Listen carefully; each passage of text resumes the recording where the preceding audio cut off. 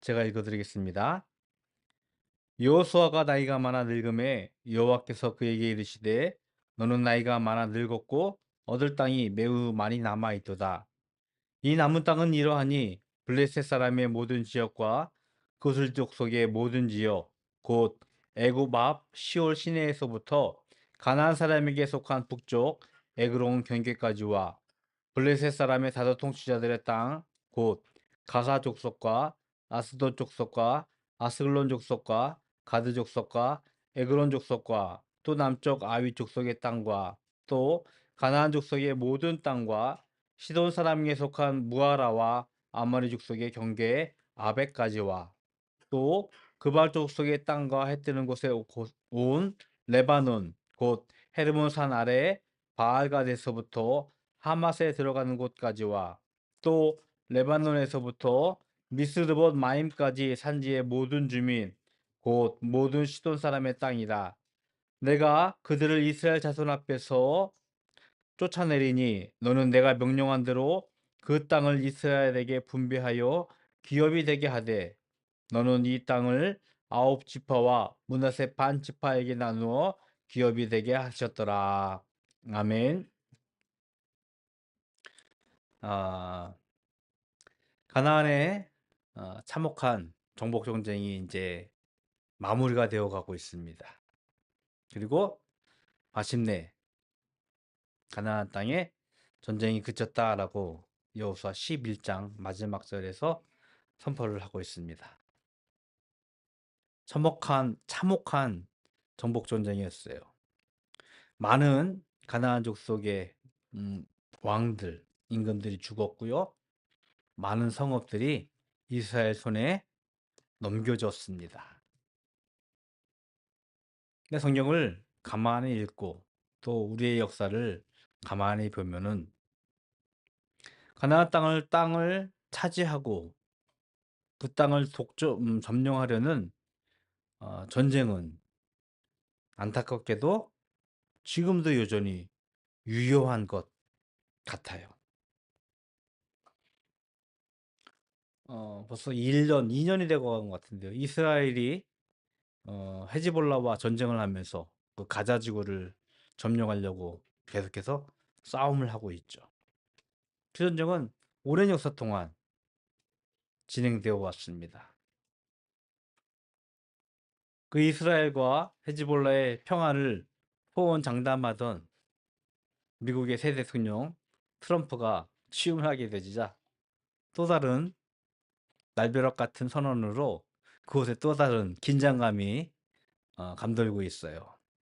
가자 지구를 미국에 속하게 하겠다라는 너무나 뜬금없는 전쟁의 새로운 국면이 들어서고 있지 않나라는 생각을 하게 되어집니다. 분명한 것은 여호수아가 그 땅을 점령하고 마침내 그곳에 전쟁이 그치게 되어지고 평화가 임하게 되어졌죠. 이제 여호수아가 나이가 많아 늙어졌고요. 그가 나이가 많음에도 불구하고 그곳에 차지할 땅이 있다라고 오늘 1절에서 선포를 하고 있습니다. 이미 이스라엘이 수많은 왕들을 죽였고 많은 성읍들을 빼앗았지만 여전히 그곳에는 남아있는 땅이 있었습니다. 레바논에서부터 미스르봇 마임까지의 모든 산지. 여호수아는 선포합니다. 그 땅의 모든 거주민들을 쫓아내고 이스라엘에게 그 땅을 주겠다라고. 이스라엘 보면은 요단강을 중심으로 해서 동쪽이 있고 서쪽이 있습니다. 동쪽의 땅은 좀 작습니다. 그 땅은 이미 므낫세 반지파와 르우벤 갓지파에게 분배를 했어요. 그리고 나머지 땅들을 점령하여서 여호수아가 나머지 아홉 지파와 므낫세 반지파에게 나누겠다라고 선포하고 있는 것입니다. 땅의 의미와 가치는요, 동서고금을 막론하고 매우 중요한 사안입니다. 아마 저와 여러분도 땅을 좋아할 것 같아요.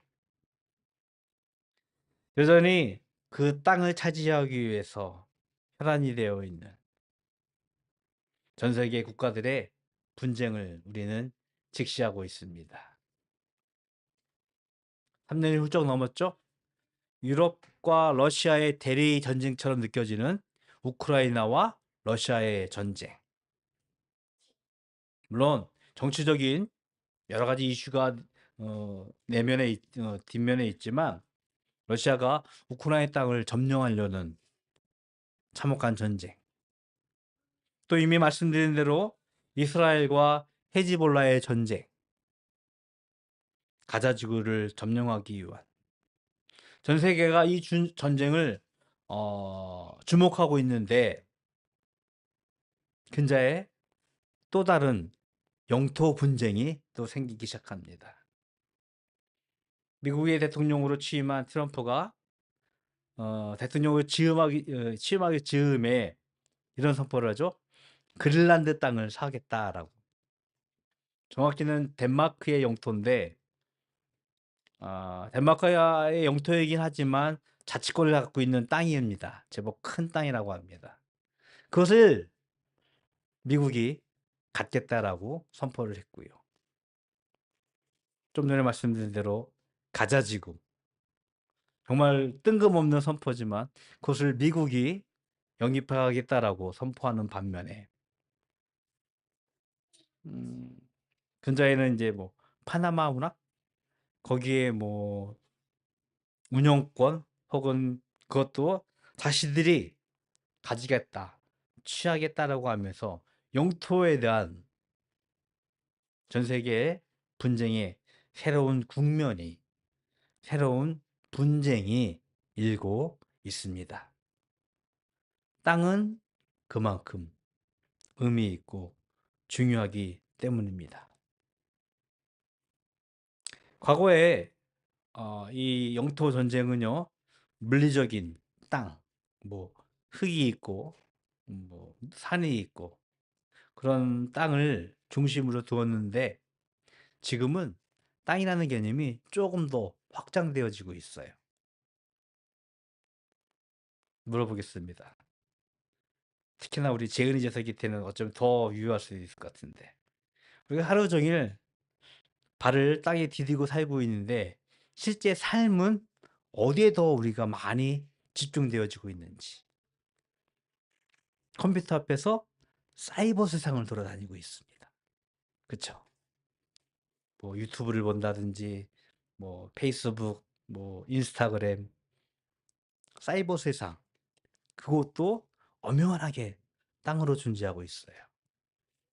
그래서 중국은 구글이라는 거대한 땅을, 거대한 사이버 세상을 거부하고 있고요. 뭐 확정되지는 않았지만 반대로 미국은 중국의 틱톡을 거부해 가면서 사이버 세상에 대한 점령권, 주도권에 대한 싸움을 하고 있습니다. 또 나아가 볼까요? 로켓을 쏘아 올리고 위성을 쏘아 올리면서 이제는 우주의 영토에 대해서도 서로 그것을 점령하려고 각축전을 벌이는 것이 현대 세계의 모습인 것 같아요. 제가 말씀드린 물리적인 땅, 사이버 세상, 우주. 지금 현대인에게 매우 의미 있고 가치 있는 또 다른 땅, 삶의 영역인 것 같습니다. 왜냐하면 땅은요, 우리 삶의 터전이기 때문이에요. 그곳에서 우리가 뭐 속된 표현으로 먹고 자고 살고 우리 삶을 영위하는 것입니다. 물리적인 땅, 사이버 세상, 우주의 공간. 이집트를 탈출한 이스라엘이 가나안 땅을 정복하기 위한 것은요. 그들의 새로운 삶의 터전을 얻기 위함이었습니다. 가나안은 이스라엘의 새로운 삶의 터전이 되어야 했습니다. 왜요? 하나님께서 그곳을 이스라엘에게 주시겠다고 약속하셨기 때문입니다. 이 약속은요, 가나안 전쟁이 그토록 참혹하고 그토록 잔인하게 치루어져야는 정당한 이유가 되어졌습니다. 왜냐하면 그 이스라엘이 새로이 건설할 삶의 터전, 그곳의 주인 역시 하나님이셨기 때문입니다. 많은 우상과 많은 이방인들의 신들을 몰아내기 위한 하나님의 참혹한 전쟁이었고, 하나님의 치열한 투쟁이 바로 가나안 정복 전쟁을 통해서 나타난 것이었습니다. 희년제도라는 것을 들어보셨는지 모르겠습니다. 레위기 25장에 등장하는데요. 이스라엘이 하나님께서 주신 땅 위에서 농사를 짓고 가축을 키웁니다. 그런데 7년에 한 번씩은 안식년이라고 합니다. 그래서 한 해 농사를 쉬어요. 지금의 말로 표현한다면 땅에 힘을 좀 북돋고 땀을 쉬게 함으로써 나머지 해 동안 농사를 잘 짓기 위함입니다. 그런데 이 안식년이 7번 지나고 나서 이듬해, 즉 50년째 되는 해에는요, 그 오랜 시간 동안, 50년의 시간 동안 땅이 원래의 주인으로부터 남에게 빼앗겼거나 혹은 남에게 주었던 땅이 있으면 다시 돌려주어야 하는 제도가 희년제도였습니다. 즉, 땅의 주인이 하나님이셨는데 그 땅을 우리에게 잠시 맡겨주었음을 선포하는 것이 바로 희년제도였다는 것입니다. 삶의 터전으로 주목받고 의미와 가치를 받는 땅, 1차원적으로는 물리적인 땅, 혹은 사이버 세상, 혹은 우주의 영통, 그것의 주인이 누구인가 우리는 한번 생각해 보아야 합니다. 하나님은 희년이라는 제도를 통해서 우리의 삶의 터전, 땅, 사이버 세상, 우주 모든 영역이 어느 누구에게 독점되어서는 안 된다고 가르치는 것이 바로 희년 제도였어요. 가나안 땅을 정복하고 가나안 땅에 거주하기 위해서 이스라엘에게 그 땅을 나누기 위해서 하나님은 매우 특별한 방법을 사용하십니다. 6절의 말씀을 보면요, 우리는 이렇게 표현을 하고 있습니다. 너는 내가 명령한 대로 그 땅을 이스라엘에게 분배하여 기업이 되게 하라라고 성경에는 번역을 하고 있습니다. 그런데 이 말씀의 원문의 의미는요, 이렇습니다. 그 땅을 이스라엘이 제비 뽑아 나누어 차지하게 하여라라고. 제비를 뽑는다라고 하는 말이 우리 성경 여호수아 13장에서는 감춰져 있는데, 후에 실제로 이스라엘이 가나안 땅을 정복할 때 제비 뽑는다는 말이 우리 성경에도 등장을 하고 있습니다. 제비를 뽑는다. 근래에는 너무 친숙해졌는데 복불복 게임 아시죠? 복불복 게임이에요. 많은 것들 중에서 하나를 선택하는 것. 이 제비뽑기는요, 마치 복불복 같은 게임일지는 모르겠지만 이것은요, 하나님의 뜻을 알리고 하나님과 소통하는 하나님의 방법이었다는 것을 성경에서는 말씀을 하고 있습니다. 이스라엘이 하나님께 성막 건설을 명령을 받습니다. 그리고 성막에서 일할 사람들을 선정하고 대제사장을 뽑습니다. 그리고 대제사장에게 입힐 옷을 정확하게 성경에서는 말씀을 하고 있어요. 제사장의 옷을 에봇이라고 표현을 하고 있는데, 이 에봇 가슴판에는요, 판결 흉판이라는 것이 있었어요. 그리고 그 아래는 우림과 둠밈이라는 돌들이 들어 있습니다. 실제로 이 돌은요, 하나님의 뜻을 알기 위한 뽑기와 같은 돌들이었어요. 그래서 하나님의 뜻을 묻고 이 돌들을 뽑음을 통해서 yes와 not이 정해지는 복불복 같은 그런 돌판이었습니다. 하나님의 뜻을 묻고 우림과 둠밈을 뽑아서 하나님의 뜻이 정확히 어디에 있는지 판결하는 것처럼 제비뽑기는 마치 하나님께서 수많은 제비를 뽑음을 통하여서 하나님의 뜻이 무엇인지를 이스라엘에게 가르쳐주는 방법으로 사용되었던 것입니다. 왜 하나님은 제비뽑기를 이스라엘에게 하나님의 뜻을 알려주기 위한 방법으로 선택하셨을까요? 한번 제대로 생각해 보십시다.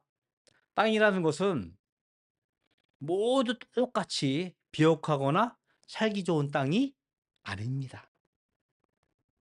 평탄하고 비옥해서 농사가 잘 지을 수 있는 땅, 소나 가축을 키울 수 있는 좋은 땅이 있는가 하면 반면엔 험한 산지와 또는 거친 황야 같은 땅이 있습니다. 기후의 변화 때문일지 모르겠지만 지금의 이스라엘 땅은요, 매우 황량합니다. 사막과 같은 지역도 많이 있고요. 물론 반면에 매우 비옥하고 좋은 땅도 있습니다. 분명히. 여러분이라면 어떤 땅을 선택하시겠어요? 여러분에게 주어져야 할 땅은 무엇이라고 여러분 생각하시겠습니까? 뭐 각 처소에서 살고 있습니다. 어떤 분은 송도에서, 어떤 분은 서울에서, 어떤 사람은 인천에서. 생각해 보면 분명히 좋은 땅이 있을 거예요. 어디 곳에서 살고 싶은 땅, 어느 곳에서 머물고 싶은 땅 분명히 있는데 우린 그렇지 못하고 있잖아요. 무엇에 의해서 땅이 정해질까? 현대 사회는 분명 돈이죠. 돈의 많고 적음에 따라서 내가 살고 있는 땅을 정할 수 있는데 가나안 땅을 정복하고 그 땅을 나누기 위해서 혹 전쟁을 치르는 동안 공로에 의해서 혹은 자신의 지위에 의해서 땅을 선택하라고 했다면 아마 여호수아 그리고 그 주변에 있던 장수들 성경에 등장하는 갈렙과 같은 인물들이 좋은 땅을 먼저 선점하겠다라고 했을지도 모르겠어요. 실제로 우리가 나중에 좀 더 말씀을 이제 묵상하다 보면 갈렙이라는 인물을 만날 건데요. 갈렙은요, 여호수아와 더불어서 이스라엘이 가나안 땅을 들어갈 때 지도자의 두 명의 지도자로서 등장을 하게 되어집니다. 그러나 그는 땅을 받기 위해서 여호수아에게 요청합니다. 험한 산지, 아직까지 거주민들이 살고 있는 그 땅을 내게 달라고, 이 산지를 내게 달라고 요청합니다. 그 이유는 하나님을 믿고 그들과 싸워가면서 그 땅을 점령하기 위한 진취적인 그들의 믿음을 우리에게 보여줬음을 성경을 통해서 말씀을 하고 있기도 합니다.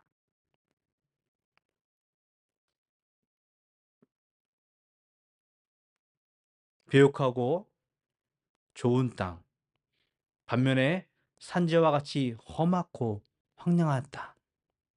그 땅을 나누기 위해서 공평하게 그들의 외모나 외형, 힘의 지위의 고하를 막론하고 하나님이 그들에게 주기 위해서 공평한 방법으로 사용하신 것이 바로 제비 뽑기였습니다. 제비 뽑기를 통해서 이스라엘은요, 하나님의 뜻을 분간하고 하나님의 앞에서 하나님의 주권을 인정해야 했습니다. 가나안 땅은요, 하나님의 통치를 기대해야 하는 땅이었습니다. 인간이 가지고 있었던 당시 우상이 지배하고 있었던 인간의 통치를 거부하고 하나님이 그들의 주인이라고 하나님의 말씀하시는 뜻을 순종하기 위해서, 하나님의 주권을 순종하기 위해서 그들이 배워야 하는 것은 바로 이 제비뽑기였습니다. 성경을 하나 읽어드릴게요. 잠언 16장 33절 세번역이라는 성경입니다. 제가 좀 읽어드리겠습니다. 제비는 사람이 뽑지만 결정은 주님께서 하신다. 우리가 제비를 뽑아요. 마치 복불복하듯 하는 게임처럼 보입니다. 하지만 결정은 하나님께서 하신다라고 말씀을 하고 계십니다. 즉, 제비뽑기를 통해서 우리는 하나님의 주권을, 하나님의 말씀을, 하나님의 뜻을 깨닫고 그 앞에 순종해야 함을 우리에게 말씀을 하고 있습니다. 우리의 삶은요, 매우 혼란스럽고요, 매우 혼돈된 세상에 영향을 받고 있습니다. 어디에 하나님의 뜻이 있는지, 무엇이 하나님의 길인지 분별하기 어려울 때가 종종 있습니다. 우리는요, 이때 하나님의 말씀으로 돌아가길 소원합니다. 그리고 그 하나님의 말씀 앞에 순종하면서 하나님의 주권을 우리가 인정해야 할 것입니다. 물론 이스라엘에 보여줬던 제비뽑기 같은 방법은 지금은 어쩌면 다른 방법으로 우리에게 있을지 모르겠어요. 분명한 것은 우리가 하나님의 말씀을 가까이 하고 하나님의 말씀 앞에서 순종하기를 기도하면서 하나님의 주권을 인정하는 삶, 겸손한 믿음이 우리에게 필요할 줄로 믿습니다.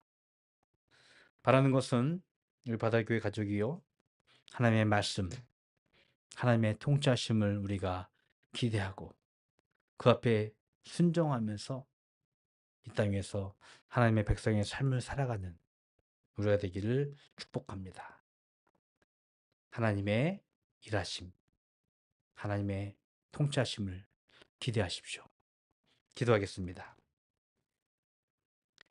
하나님, 감사합니다. 하나님이 이 세상을 주관하시고 이 세상의 주인이심을 우리가 다시 한번 고백합니다. 하나님께서 일하심을 우리가 믿음으로 순종하며 하나님의 통치하심 앞에 복종함을 통하여서 하나님의 선한 삶을 살아가는 죄들 될 수 있도록 축복하여 주시옵소서. 이 시간 하나님께 예물 드렸습니다. 이 예물이 우리 믿음의 순종의 한 증거임을 고백하게 하여 주시옵시고 그로 인하여서 이 땅 위에서 하나님의 선한 삶을 살아가는 죄들 될 수 있도록 또한 축복하여 주시옵소서.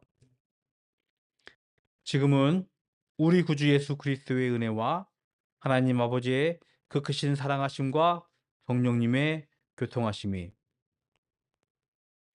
하나님의 말씀과 하나님의 통치하심에 순종하며 살아가기를 소원하는 모든 성도들 머리 위에 영원토록 함께 있을지어다.